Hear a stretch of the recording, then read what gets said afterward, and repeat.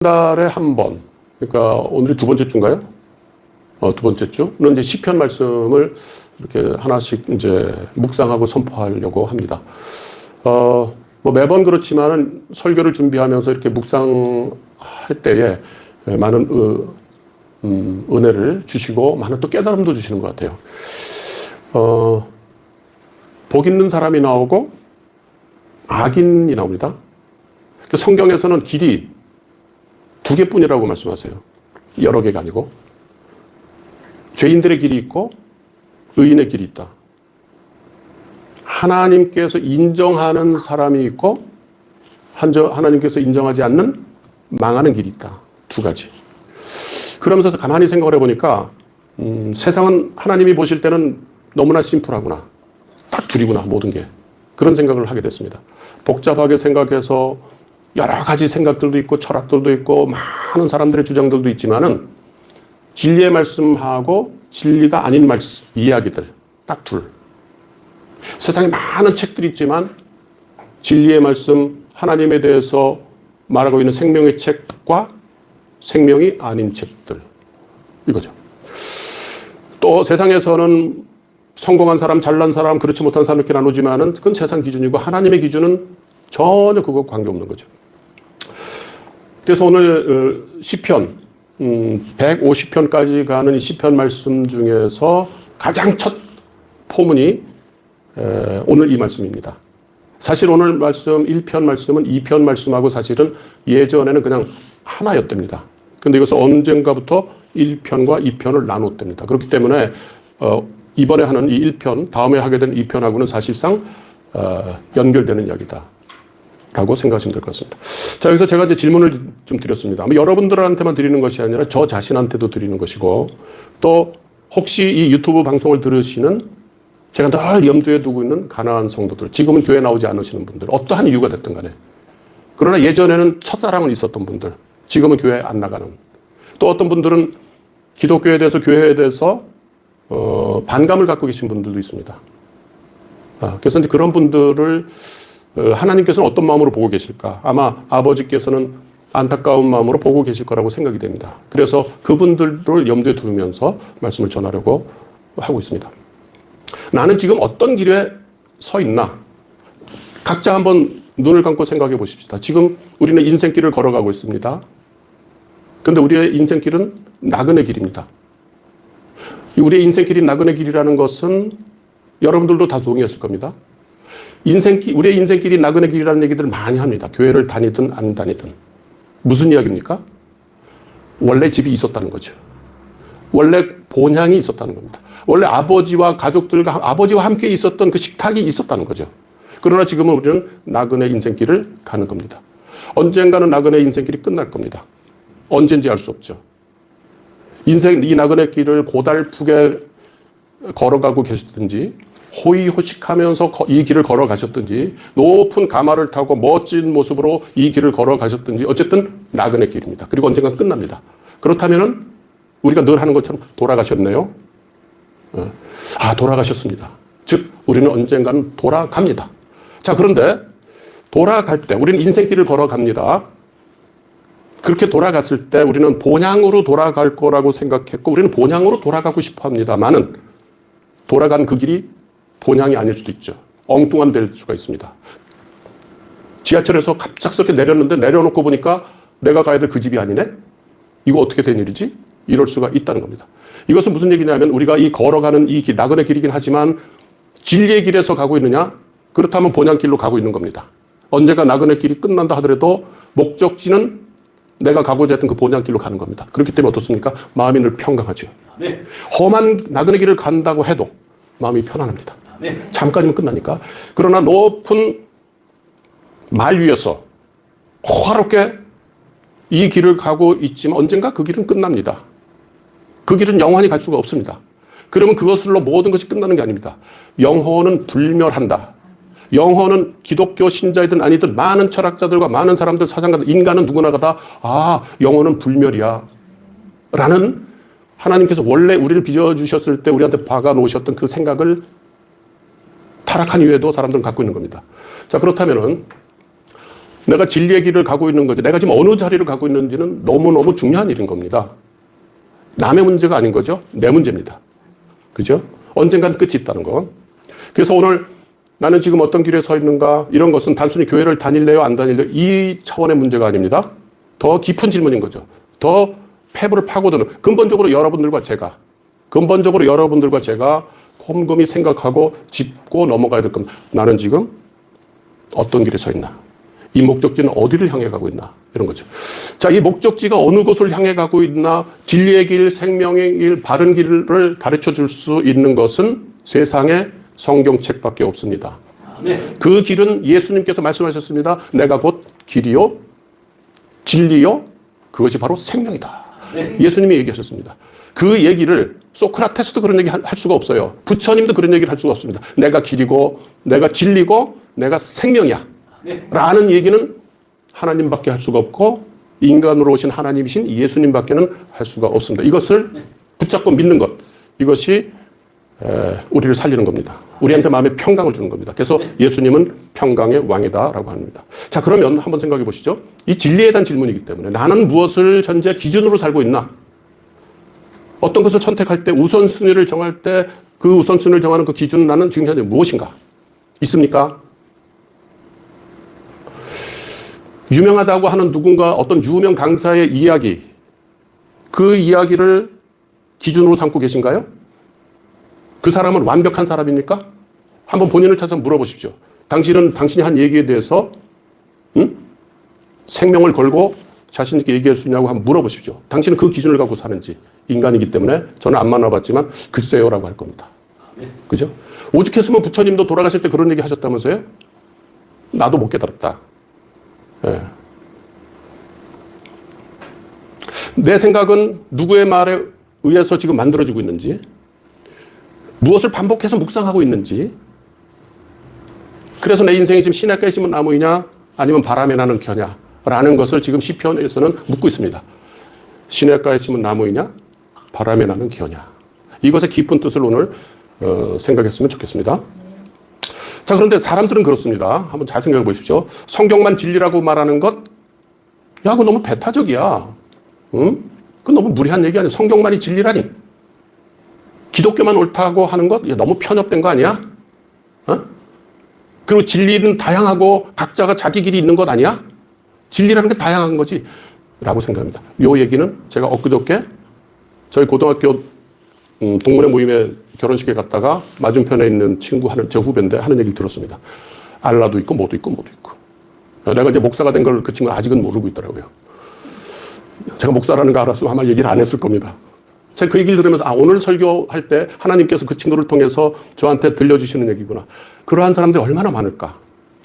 어쨌든 이 얘기는 가벼운 얘기는 아니에요. 그냥 퉁치고 넘어갈 얘기는 아닙니다. 너무 중요한 얘기입니다.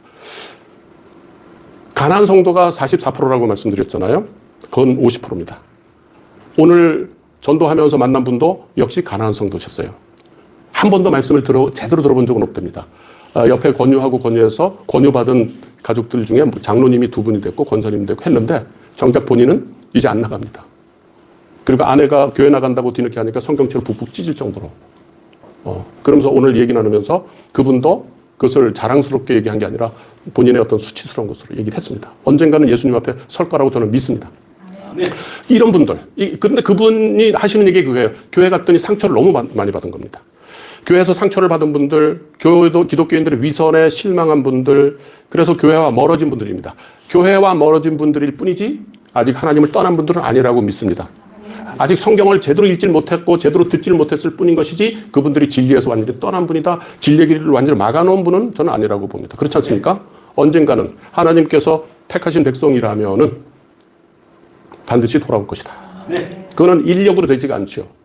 누군가를 통해서. 네. 그래서 사람들은 이제 교회는 진리가 없어, 성경에 무슨 진리가 있어, 성경과 교회 밖에서 찾을 거야, 바깥에 얼마나 좋은 귀담아 들을 만한 이야기들이 많아, 얼마나 좋은 책들이 계속 베스트셀러로 물밀듯이 나와, 성경은 거기에 무슨 답이 있어? 라고 생각하는 지경까지 우리가 된 겁니다. 자, 그러면 성경은 배타적인 거야, 편협해, 기독교는 배타적인 거야 라고 이야기를 한다면 제가 한번 물어볼 수 있겠죠? 당신은 정말 배타적이지 않습니까? 당신은 편파적이지 않습니까? 당신은 편협한 생각 갖고 있는 건 아닌가요? 정말로 중립적인 자리, 정말로 객관적인 입장, 정말 공정한 입장에서 모든 것을 판단하십니까? 라고 되물어볼 수가 있죠. 자기 자신한테도 물어보셔야 됩니다. 그죠? 어쨌든 우리는 뭔가를 따라가고 있어요. 어떤 길을 걷고 있습니다. 아무 길도 따르지 않고 독립적으로, 객관적으로 그런 사람들은 아무도 없습니다. 이것이 자신이 믿음을 가지고 가는 길입니다. 그래서 우리가 늘 그런 생각을 해야 돼요. 한번 따져볼 필요가 있다. 곰곰이 생각할 필요가 있다. 이게 지금 맞는 얘기인지, 이게 진리인 건지. 그래서 우리는 어떤 생각에 묶이게 되면은 사실상은 자유로워지지 못합니다. 사람은 절대로 중립적인 존재가 될 수가 없습니다. 반드시 어떤 말을 듣게 돼 있고, 어떠한 길에 서게 돼 있고, 어떤 자리에 앉게 돼 있습니다. 그리고 시간이 지나면서 그것이 그 사람을 빚어가고, 그 사람의 인품을 빚어가고, 세계관을 빚어가는 겁니다. 다시 한번 우리가 물어야 됩니다. 나는 지금 어떤 길에 서 있는가? 진리의 길에 서 있는가? 그래서 곰곰이 짚어봐야 되는 겁니다. 자, 그럼 여기서 예수님께서는 늘 그런 얘기를 합니다. 회개해라. 우선순위를 바꿔라. 그래서 한 가지 여기서 주문하고 싶은 건 뭐냐면 우리가 마음의 먼저 중심이 바뀌어야 된다. 우리는 본능적으로 자기 중심적일 수밖에 없습니다. 타락한 이후에. 늘 자기 생각이 기준이고 자기 경험이 맞고 내 감정이 우선돼야 됩니다. 존중받아야 됩니다. 그래서 하나님에 대해서도 성경에 대해서도 내 기준으로 평가합니다. 내 감정으로 평가합니다. 그래서 내가 기분 좋고 내 마음에 쏙 들면 옳은 것이고 내 마음에 뭔가 좀 캥기고 안 맞으면 그건 아니야 라고 다 내가 기준인 거지. 그러나 성경에서는 예수님도 그렇고 회개하라고 했습니다. 바꿔라. 전환이 필요하다. 성경은 하나님은 우리를 판단하시는 분이지 우리가 하나님을 판단할 능력은 없는 겁니다. 그러나 우리가 하나님을 판단합니다. 성경을 판단합니다. 자, 그래서 우리가 자주 하는 말들이 있죠. 코페르니쿠스적인 전환이 있어야 된다. 예전에는 한 5, 600년 전만 하더라도 지구는 가만히 있고 지구를 중심으로 해서 태양이 전 천체가 움직인다고 하는 천동설을 믿었습니다. 그게 진리라고 믿었던 거죠. 근데 아무리 생각해도 과학자들이 이성적으로 조사해보고 여러 가지 해봐도 아니네. 에? 지구를 중심으로 천지가 움직이는 것이 아니라 이 지구가 움직이네. 어딘가를 중심으로. 근데 그렇게 얘기하면은 바보 취급받는 거죠. 그래서 항상 진리는 소수한테만 있는 것. 소수가 진리를 갖습니다. 시편 1장 1편 1절에서도 가만히 한번 보십시오. 복 있는 사람은 복수입니까? 단수입니까? 단수입니다. 복 있는 사람은 악인들의 꾀를 따르지 않고 악인들 복수입니까? 단수입니까? 복수입니다. 항상 복 있는 사람, 진리의 길을 사는 사람들은 다른 사람들로부터 외면받을 수가 있습니다. 왜? 다른 사람들과 똑같이 생각하지 않기 때문에. 구별된 생각을 하니까. 그래서 그 사람들이 바뀌려면은 코페르니쿠스적인 나 중심적인 것이 아니라 나를 중심으로 천체가 도는 것이 아니라 내가 하나님 중심으로 돌아간다. 내 자리에 하나님이 계셔야 된다. 하나님 기준으로 모든 것을 판단해야 됩니다. 이런 전환이 없으면 계속해서 우리가 하나님을 내 기준으로 평가하고 그렇게 되는 거죠. 그런데 우리 인간들의 생각은 어떻습니까? 제한적이죠. 죄로 인해서 왜곡되어 있습니다. 창세기 6장 5절에 여호와께서 사람의 죄악이 세상에 가득함과 그의 마음으로 생각하는 모든 계획이 항상 악할 뿐임을 보시고 이게 어디에 나온 겁니까? 바벨탑. 그리고 노아 홍수 전에. 요거는 노아 홍수 전이네요. 그죠? 노아 홍수 전에 사람의 생각이 너무 죄악이 세상에 가득 찼고 생각하는 모든 것들이 하나님을 배반하고 대적하는 생각밖에 안 나더라는 겁니다. 타락한 이후에 계속 점진적으로 이 악이라는 것은 커진다는 거죠.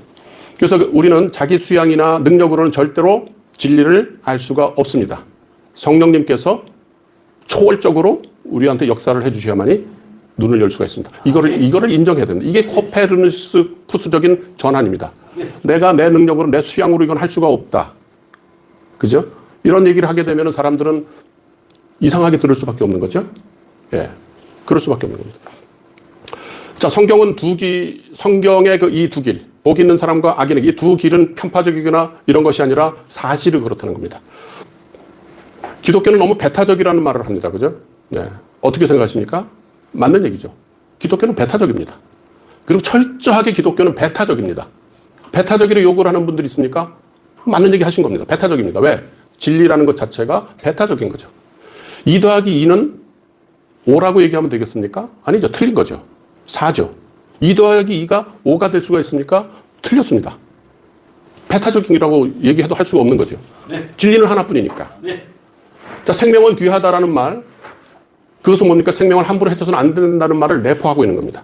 생명을 귀하다라고 얘기를 했을 때 그것을 잘못된 얘기다 얘기하면 그 얘기가 오히려 더 배타적인 말입니다. 그래서 성경에서 얘기하는 길이 두 길이라고 하는 것, 하나님과 하나님 아닌 것들 이렇게 나누는 것은 편가르기가 아니라 사실 진단인 거죠. 현실을 얘기하는 겁니다. 네. 불이 뜨겁다고 말하는 거, 불이 뜨거우니까 뜨겁다고 말해줘야죠. 네. 말 안 하면 위험한 거죠. 독이 있으니까 먹지 말라. 독은 위험한 거야 라고 말하는 게 맞는 거죠. 그렇게 진실을 얘기를 해줬는데 그것을 혐오다, 그걸 배타적인 얘기를 하고 있다, 모독하고 있다, 그렇게 얘기하는 것 자체가 이상한 겁니다. 자, 낭떠러지 앞에 섰습니다. 아기가. 지금 이게 낭떠러지인지도 모르고 가고 있으면 어떻게 합니까? 쫓아가서 붙잡아야죠. 네. 그 길로 가면 떨어진다라고 이야기해야 됩니다. 이게 폭력입니까? 아니죠. 사랑의 경고입니다. 네. 사랑의 경고. 그 말을 듣는 사람은 온유한 사람이고 겸손한 사람인 거죠. 그러나 그 말을 끝까지 버티고 받아들이지 않는 사람이야말로 오만한 자의 자리에 앉아 있는 겁니다. 저기서 보면은 복 있는 사람은 세 가지를 거부합니다. 그래서 우리는 믿음을 지켜간다는 것은 거절하는 거구나. 악인들의 꾀를 따르지 않습니다. 네. 죄인들의 길에 서지 않습니다. 네. 오만한 자의 그 자리에 아주 이제 눌러 앉아버립니다. 그런 거 안 합니다. 그것이 우리가 거룩한 삶을 살아가는 겁니다. 네. 처음에는 악인들의 얘기를, 주변 사람들의 얘기를, 그 진리가 아닌데도 불구하고 어떤 얘기를 들었습니까? 하나님 없이도 괜찮아. 이게 누가 한 얘기입니까? 창세기 3장에서 사탄이 하와한테 하는 얘기입니다. 하나님 없이도 괜찮지 않니? 성경은 시대에 맞지 않는 거야. 네가 네 인생의 주인이야. 회개보다도 왜 그렇게 회개 얘기만 해? 자기 긍정, 나는 할 수 있다. 자존감을 더 세워. 라고 하는 것이 더 중요한 것이야. 라고 우리를 유혹합니다. 그렇게 해서 결국은 그 생각이 자꾸 듣고 반복하다 보면은 습관이 되고, 그것이 나의 인품이 되고, 내 속에 꽉 차 있기 때문에 나도 모르게 자꾸 그런 얘기가 나오는 겁니다. 그래서 우리가 진리의 말씀, 율법, 하나님의 말씀을 귀담아 듣는 것, 설교를 잘하고 못하고가 중요한 게 아니라 그게 설교라면은, 그죠? 검증된 목사님들의 설교라면은 자꾸 듣는 것이, 그리고 묵상하는 것이 너무나 중요한 겁니다. 이걸 계속 듣는 것. 다른 것 듣는 것보다 이게 더 많아야 된다는 거죠. 네. 그렇지 않으면 결국은 어디로, 누구의 자리에 앉는다고 했습니까? 오만한 자. 저기서 오만한 자라는 건 뭡니까? 내가 하나님이 된 거죠. 내가 재판관이 되는 거죠. 그래서 어떻게 됩니까? 이제는 하나님 말씀 듣는 게 이제 부담스러워. 그리고 조롱하기까지 합니다. 그리고 말씀대로 붙잡고 살려고 하는 사람, 근데 형편은 나아진 건 별로 없어. 그래도 말씀 붙잡고 살고 하나님 주여 아버지 하는 그런 사람들을 어리석게 보고 회개해라 하게 되면 촌스럽게 왜 그래? 자꾸 오만하고 교만하고 무시하고 순종해야 됩니다. 말씀에 순종해야 됩니다라고 하게 되면은 나 자꾸 기죽이지 마. 나도 다 할 수 있어. 이렇게 얘기하면서 점점 무너지는 것을 본인이 모르는 거죠. 그래서 우리는 먼저 듣고 그 다음에 서고 마침내 그 자리에 눌러 앉아 있는다는 것. 그것을 우리가 명심하면서 우리가 복 있는 사람이라는 것은 거절할 줄 아는 사람이어야 된다. 모든 생각에 마음을 열어두어서는 안 된다. 분별하려는 지혜가 필요하다. 근데 어떻게 해야 분별합니까? 진리를 알아야죠. 나는 요즘 누구의 말을 제일 많이 듣는지 우리가 한번 생각할 필요. 누구의 말을 많이 듣는지. 사람의 말이죠. 경계해야 됩니다. 내가 지금 유튜브를 통해서 뭘 통해서 계속 듣고 있는 컨텐츠가 뭡니까? 아무리 그것이 옳은 것이라 하더라도 나도 모르게 자꾸 균형 감각을 잃어가게 만드는 겁니다. 진리의 말씀을 풍성하게 담아내고 보는 건 괜찮겠지만 진리의 말씀이 빈약한 상태에서 자꾸 아무리 좋은 컨텐츠라 하더라도 자꾸 보게 되면 분별력을 잃게 되고 세상 많은 철학들이 인문학이 아주 정돈된 메시지로 전하는 것을 점점 젖어 들어갈 수밖에 없습니다. 아주 지혜롭게 뱀처럼 지혜로운 메시지로 잘 정돈되어 있기 때문에 솔깃솔깃할 수밖에 없습니다. 자, 그런 얘기를 듣지 말라는 것이 아니라 무엇이 우선이라 해야 됩니까? 하나님의 진리의 말씀을 깊이 묵상하고 그 진리의 말씀, 늘상 하나님께서 말씀하시는 것은 뭐냐, 우리한테 얘기하는 것은 두 가지밖에 없다. 좁은 길과 넓은 길이 있다. 사망의 길이 있고 생명의 길이 있다. 예? 그 다음에 영의 세계, 눈에 보이지 않는 영의 세계가 있고 그 영의 세계가 사실상은 실제야. 네. 그리고 눈에 보이지 않는 영의 세계에 비추어진 모습이 지금 눈에 보이는 이거야. 근데 우리는 이게 다라고 생각하지만 이것은 언젠가 썩고 더럽고 쇠어져 버릴 것이라는 것을 말씀이 계속 가르쳐 주시잖아요. 네. 아, 그렇구나. 이거보다도 눈에 보이지 않는 게 실제네? 예? 네. 눈에 보이지 않는 게 있네? 그것은 썩지도 않고 더러워지지도 않고 쇠지도 않는 영원한 거야. 네. 이 땅의 삶은 나그네 삶은 끝나지만은 그 다음에 나한테 주기로 약속하신 그 언약의 말씀, 그것은 주님 품에, 하나님 품에 안겨서 친밀한 관계로, 예? 우리가 손자를 볼 때 질리지 않은 것처럼 그런 것이 우리한테 놓여져 있다는 거, 그것을 가지고, 예. 예수님의 말씀, 예수님의 관점이 뭔지 계속 묵상하고 하나님의 관점이 뭔지, 하나님은 아버지께서는 어떤 마음을 갖고 계신지를 말씀을 통해서 계속, 왜 구약에서 전쟁이 이렇게 많이 일어나나? 아, 이걸 통해서 공의의 하나님이시기 때문에 얼마나 다행스러운지 몰라. 그죠? 죄악에 내가 시달리고 있는데 공의의 하나님은 어디 계십니까? 왜 이걸 심판하지 않으십니까? 라고 할 수 있잖아요? 그런데 너무 은혜스럽고 다행스러운 건 하나님은 공의의 하나님입니다. 불의한 자들은 반드시 처단하십니다. 그래서 나의 지금 현재 어려운 상황들, 눌려있는 이런 상황들, 이것을 하나님께서는, 이 터널을 하나님께서는 반드시 해결해 주실 것이다. 그런 심판하실 것이다. 공의의 하나님. 공의의 하나님이라는 것을 우리가 갖고 세상에서 하는 이야기를 들어보면, 아, 전 참 어리석은 얘기다. 와, 이런 얘기에 이렇게 사람들이 다 끄떡끄떡 하는구나. 정말 안타깝구나. 이런 생각을 만약에 우리가 할 수 있다면 감사한 거죠. 은혜죠. 그래서 우리가 성경을 잘 봐야 돼. 그래서 바울 사도가 그런 얘기 했습니다. 로마서, 우리가 너무 잘 알고 있는 로마서 12장 2절. 너희는 이 세대를 본받지 말고, 그죠? 오직 마음을 새롭게 함으로 변화를 받아서 코페르니쿠스적인 변화를 해서 사고를 바꿔서 하나님의 선하시고 기뻐하시고 온전하신 뜻이, 불완전한 게 아니라 아주 온전한 뜻이 무엇인지를 분별하도록 하라. 뭘 통해서? 말씀을 통해서. 말씀을 깊이 묵상하면서. 이것이 가르쳐주는 얘기입니다. 자, 첫 번째 얘기는 뭐냐면, 복 있는 사람은 거절해야 된다. 무조건 막 마음의 문을 열면 안 된다. 거절해다. 아, 이건 악한, 분별해야 된다. 두 번째, 2절 말씀. 복 있는 사람은 말씀을 즐거워합니다. 달고 오묘한 말씀. 오직 여호와의 율법을 즐거워하여 그 율법을 주야로 묵상하는 도다. 누가요? 복 있는 자는. 아, 이런 것들은 다 거절합니다. 그러면서 어떻게 합니까? 복 있는 사람은 나쁜 것을 피하기만 하는 것이 아니라 좋은 것을 목마르라 하는, 그죠? 사슴처럼 생명의 말씀을 즐겨 한다는 거죠. 더 큰 즐거움이 있다는 겁니다. 진리의 말씀, 하나님의 가르침, 하나님의 지시에 하나님의 생명의 이정표. 세상은 그런 얘기를 합니다. 성경 말씀, 담배도 피지 말라, 술도 먹지 말라, 뭐도 하지 마, 뭐 하지 말라, 또 11조까지 내래, 너무 부담스러운 게 많잖아. 아, 그런데도 난 자유롭고 싶어. 왜 하나님의 말씀은 무슨 진리의 말씀에 나를 억압하고 있구만. 그죠? 그런 얘기도 많이 합니다. 그 말이 맞나요? 생각해 봐야죠. 성경에서는, 시편에서는 하나님의 말씀, 진리의 말씀을 뭐라고 했습니까? 생명의 물이라고 연결했습니다. 하나님의 말씀은 우리를 옥죄고 우리를 억압하는 것이 아니라 우리를 살리는 신의 물이라고 했습니다. 네. 그리고 그 율법의 말씀을 묵상하는 것은 이렇게 소리내서 이렇게 중얼중얼 하루 종일. 뭘 중얼중얼 하는 겁니까? 하나님의 말씀을. 중얼중얼거리기만 하나요? 아, 이게 이 말씀이었나? 이게 이거구나 하고 내 삶 속에서 자꾸 깨닫게 만드시는 거죠. 그러나 우리는 그것을, 하나님의 말씀을 묵상하지 않게 되면 어떻게 됩니까? 불안을 묵상합니다. 내가 받은 상처를 묵상합니다. 분노를 묵상하고 돈과 탐욕과 안정적인 것, 다른 사람의 인정, 다른 사람의 평가, 그거를 자꾸 묵상하게 되는 거죠. 그러나 복 있는 사람은 하나님의 말씀을 묵상한다.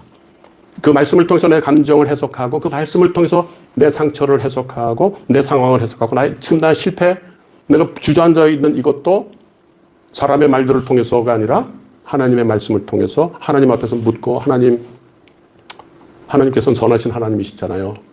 이 다음에 저를 어떻게 다시 빚으시려고 지금 이 상황을 만드셨나요? 하나님께 제가 이 얘기를 할 수 있으니 얼마나 감사한지 모르겠어요. 네. 그러면서 세상에는 왜 저렇게 힘든 상황이 많이 벌어지니까 내가 할 수 있는 건 없을까요? 하나님? 저를 좀 불러주세요. 제가 할 수 있는 건 없지만 하나님께서 불러 아버지의 마음을 심어주시는 곳에 저가 그 걸음을 뛸 수 있도록 내 신발을 그렇게 고쳐 신을 수 있도록 저를 인도해 주시옵소서라고 기도하는 거죠. 아마 예수님께서 기도하셨다면 아마 이런 기도를 하셨을 것 같아요. 밤새. 자, 이거 역시도 우리가 성령님께서 예수님은 진리의 말씀이죠. 그 진리의 말씀으로 다가가도록 그 말씀을 가지고 묵상하면서 하나하나 깨닫도록 만드시는 분은 성령님이십니다. 말할 수 없는 탄식으로 우리를 위해서 기도하시지만은 그 말씀을 읽을 때 성령님께서 조명해 주시고 깨우쳐 주시고 그렇습니다. 저도 이렇게 말씀을 준비하면서 참 그런 것들을 많이 느껴요. 성령님께서 저는 예상치도 못했는데 설교단에 섰을 때 오늘도 쭉 얘기를 하면서 그런 말씀을 자꾸 이렇게 하세요.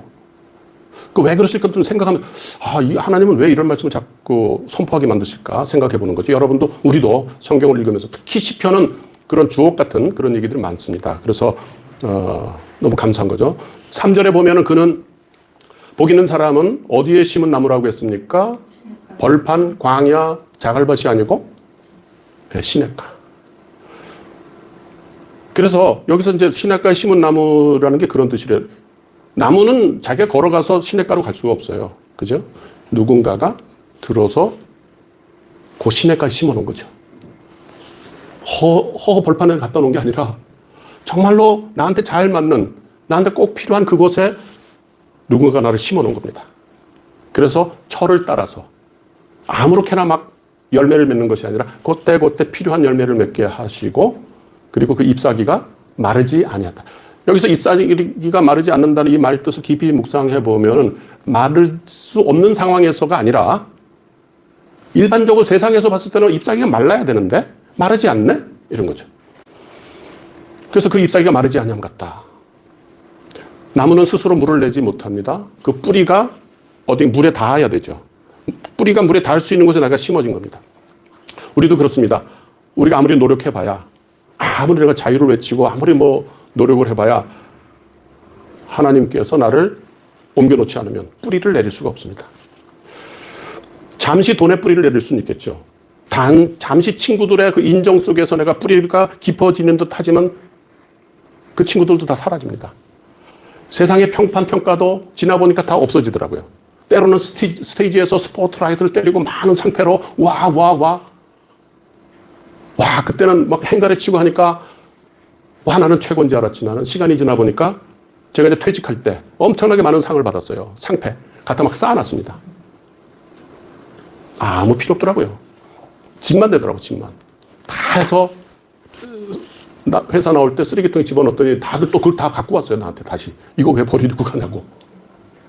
그죠? 왜냐면 그는 엄청난 노력을 해서 참 그게 단 줄 알았는데 떠날 때 보니까 아무것도 아니더라. 우리가 저 세상 가고 하나님 나라 갈 때 이 땅에서 내가 뿌리를 내리고 있던 것들은 다 썩고 더럽고 쇠하여져 버린다는 것을 우리는 미루어 짐작할 수 있지 않습니까? 왜? 하나님께서 성령님께서 깨닫게 하셨습니다. 그래서 우리는 바람에 나는 겨와 같지가 않고 시냇물에 심겨진 나무처럼 뿌리를 깊이 내리고 철을 따라서 열매를 맺는 겁니다. 때로는 이렇게 시냇가에 심은 나무처럼 이렇게 뿌리를 깊이 내리고 나무도 무성하게 있지만 그렇다고 해서 바람이 불 때 그 나무는 흔들리지 않습니까? 바람이 불면 흔들립니다. 바람이 불면 흔들려야 살아있는 나무죠. 흔들리지 않으면 그건 죽은 나무죠. 조각이거나. 그래서 아무리 하나님의 말씀에 뿌리를 두고 있다 하더라도 우리한테는 흔들릴 때가 있습니다. 고난이 있을 수가 있습니다. 실패가 있을 수도 있습니다. 상처받을 수도 있어요. 내가 존경했던 목사님으로부터 상처받을 수도 있습니다. 남들로부터 오해를 받을 수도 있지 않습니까? 자식들로부터도. 그렇죠? 그렇다고 객관적으로 세상에서 봤을 때는 저 사람 헛믿었구나. 저 사람은 왜 저래? 라고 볼 수 있지만 하나님과 나하고 단독자로 이렇게 있을 때 나는 알죠? 하나님께서는 어떻게 나를 지금 보고 계시는지 압니다.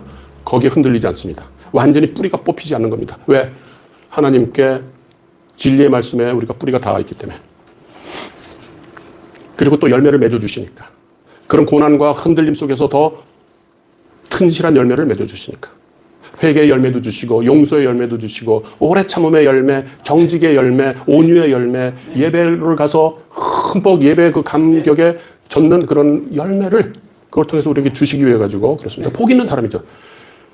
복 있는 사람은 갑작스럽게 화려해지거나 갑작스럽게 스포트라이트 받는 사람이 아닙니다. 뿌리에 말씀의 뿌리를 내리고 기다리고 했을 때 시간이 지나니까 이런 열매를 주시는구나.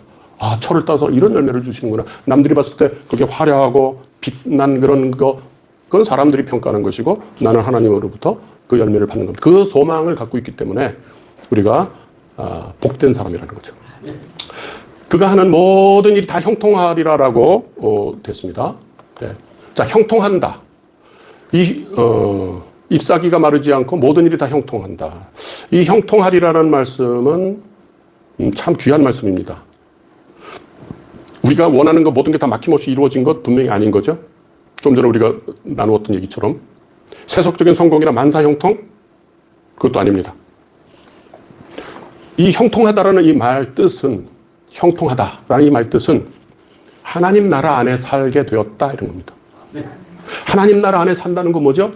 하나님의 백성이 됐다는 겁니다. 그 얘기 뭡니까? 하나님과 나의 관계는 아버지와 자식 관계입니다. 하나님의 자녀가 되었구나 이런 겁니다. 그것은 구체적으로 무슨 뜻입니까? 하나님의 통치를 받는 내 삶. 내 삶을 직접 통치하시는 분은 아버지시라는 겁니다. 왕이 나를 이게 하나님 나라 백성입니다. 그리고 하나님이 함께 하시는 삶입니다. 성경 곳곳에 하나님께서는 내가 너희와 함께 하겠다. 내가 너를 붙들어 주겠다. 늘 함께 하겠다. 예수님 오셨을 때 예수님의 이름 임마누엘이라 하리라. 임마누엘이라 하리라. 이건 뭡니까? 내가 너희와 함께 하겠다. 계속적으로 성경에서 말씀하시는 것은 너희와 함께 하겠다. 이게 하나님 나라입니다. 마지막으로는 하나님 나라에서 누리는 건 뭐죠? 안식, 형통, 샬롬, 평강. 네. 하나님의 장막 안에 있기 때문에 그 안에서 평강을 누리는 겁니다. 돈이 많든 적든 어떠한 공격이 없고 많은 상처가 있지만 그 안에서 우리는 평강을 누릴 수가 있습니다. 예, 그것이 하나님 나라. 그것이 형통하다는 얘기예요. 하나님 나라 안에 사는 것, 이것이 형통하다. 누가요? 복 있는 사람은. 말씀의 뿌리를 내리고 있기 때문에 그 말씀을 통해서 우리한테 주시는 선물이 형통이라는 겁니다. 풍성한 삶을 누리게 해준다는 겁니다. 그리고 이것은 어떤 뜻이냐면 하나님이 정하신 목적과 그 때에 맞게 이루어진다. 내 뜻, 내 계획에 따라서 이루어지는 것이 아니라 내 시계가 아니라 하나님의 시계. 하나님의 목적, 내 목적이 아니고 하나님의 목적, 하나님 나라 목적. 그렇다면 이것은 너무나 완벽한 거죠. 그래서 이렇기 때문에 하나님 앞에서 일하는, 섬기는 우리들은 우리의 삶이 헛될 리가 없습니다. 왜? 말씀의 뿌리를 내리는 삶이기 때문에. 그리고 남들 보기엔 더디일 수도 있고 초라해 보일 수도 있지만 하나님 안에서는 영그러 가고 있는 겁니다. 반드시 열매를 맺는 쪽으로 가고 있는 겁니다. 더디다 하더라도. 속도가 중요한 게 아니라는 거죠. 대표적인 게 요셉이죠. 보디발의 집에 가서 보디발을 부인으로부터 누명을 썼잖아요. 그렇게 열심히 하고 보디발로부터 사랑받고 그렇게 성실하게 했는데 하나님 말씀대로 살았죠.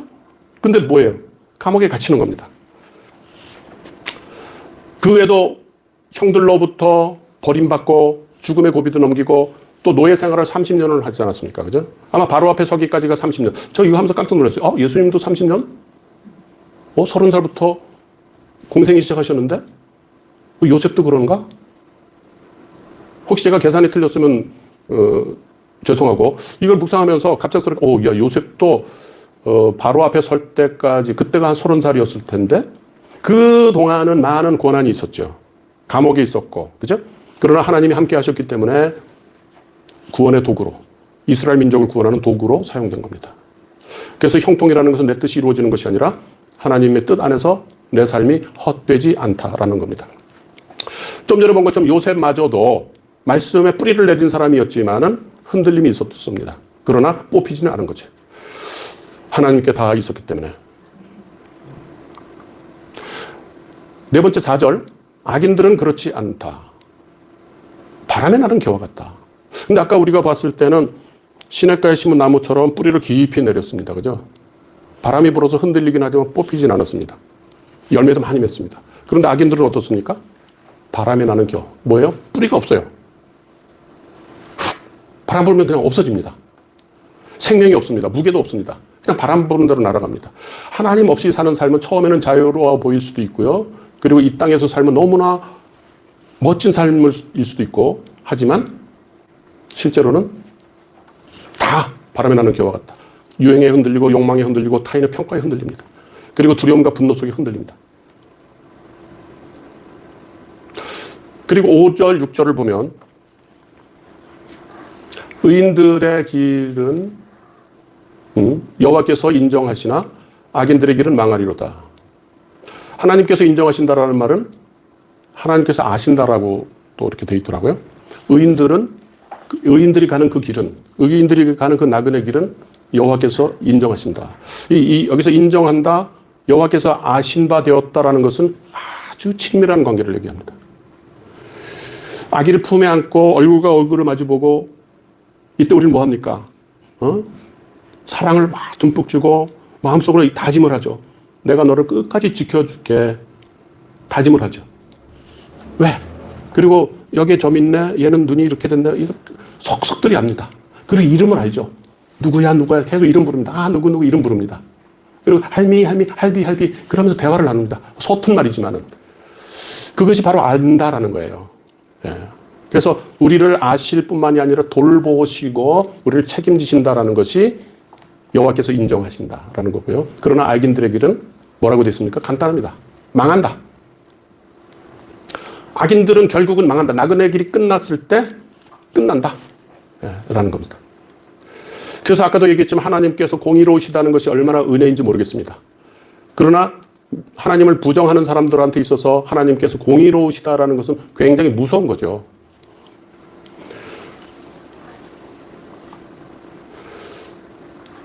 그래서 오늘 말씀을 이제 마무리 지어야 될 시간이 됐는데요.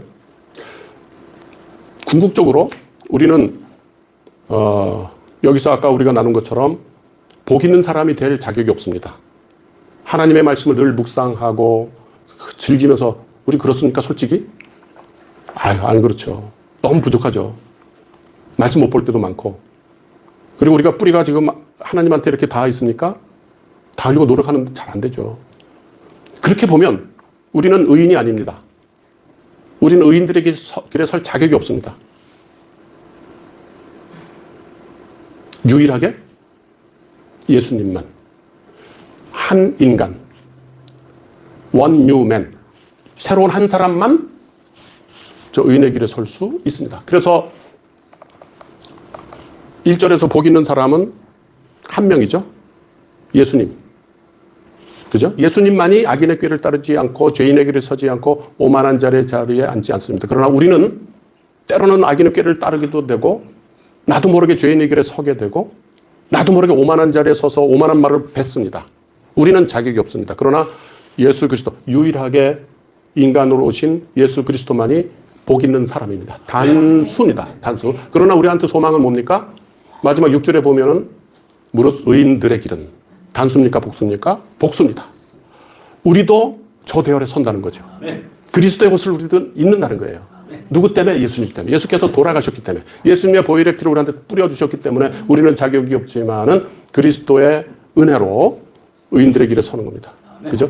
우리가 주님 저를 구원해 주셨으니 얼마나 감사한지 모르겠습니다. 저는 이제 죄인이 아닙니다라고 고백하고 믿고 받아들입니다. 그러나 돌아서는 순간에 어떻습니까? 또 우리는 죄를 짓습니다. 또 화를 냅니다.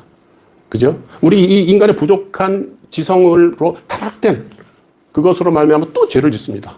그럼 어떻습니까? 끝난 겁니까? 아니죠. 아휴, 다행이다. 주님 덕분에 내가 또 살았네. 공의의 하나님이시기 때문에 이런 작은 실수도 용납하실 수 없는 분이신데 그걸 다 아시고 그래, 너로서는 해결할 수 없어. 내가 해결해 줄게. 내가 죽을게. 너 그거 믿니? 내가 너한테 일방적으로 약속한 게 너 믿니? 네. 저는 할 수 없습니다. 믿습니다. 주님. 그러면 나의 모든 것들 다 용서하시고 나중에 주님 품에 올라갔을 때 우리가 부활을 했을 때 완전한 모습으로 우리를 세워주신다. 라고 하니 얼마나 감사합니까? 솔직하게 얘기하면 우리는 모두 실패할 수밖에 없습니다. 주님이 아니라면. 참 의인이신 예수님께 우리가 접붙여야 됩니다. 그래서 마지막으로 이 말씀을 좀 하나님에 대해서 우리가 오해하는 게 많아요. 사탄은 하나님을 사랑의 하나님이라고만 합니다. 그래서 우리를 너무 방탕하게 만들 수가 있어요. 용서해 주실 텐데 뭐. 사랑의 하나님이니까 다 용서해 주실 거야. 하고 우리를 회개의 길을 막아버릴 수가 있습니다. 또 사탄은 때로는 하나님은 공의의 하나님이야. 그래서 너를 용서하지 않을 거야. 너는 이제 죽었어. 그렇게 우리한테 또 거짓말을 합니다. 어떨 때는 사랑의 하나님이니까 해도 돼. 또 어떨 때는 거 봐. 너 죄 졌어. 라고 또 여기서 고소하는. 하나님 앞에서 고소하는. 그렇죠. 그러나 예수님께서는 우리의 더러운 옷을 다 벗기시고 보혈의 피를 뿌려서 보호막을 쳐서 우리를 지키시고 또 성막을 찢어서 우리를 그 안으로 지성소로 들어가게 하신 분이 예수님입니다. 예수님이 아니었다면, 주님의 보혈의 피가 아니었다면 우리는 설 수가 없습니다. 우리의 나아간의 길은 실패입니다. 그래서 사탄은 항상 하나님에 대해서, 예수님에 대해서 오해하게 만들죠. 그러나 하나님은 둘입니다. 공의로우시기도 하고 사랑이시기도 합니다. 공의의 하나님이시기 때문에 얼마나 감사한지. 사랑의 하나님이시니까. 그죠? 그런 공의의 하나님이고 사랑의 하나님이라는 거. 그래서 생각을 해봤습니다. 자, 그럼 마지막으로 처음에 우리가 했던 그 질문. 나는 지금 어떤 길에 서 있나? 나그네 길을 가는데 내가 중심인 그 길에 내가 서 있나? 하나님이 중심인 길인가? 내 생각이 기준이냐? 하나님의 말씀이 기준이냐?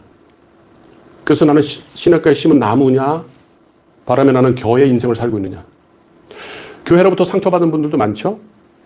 그 다음에 기독교인들의 그 위선적인 행동 때문에 실망하시는 분도 많죠? 그렇다고 그것이 하나님의 말씀 틀렸다는 증거인가요? 그건 아니잖아요. 예수님은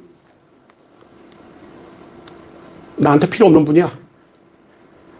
예수님은 소용없어. 필요 없어.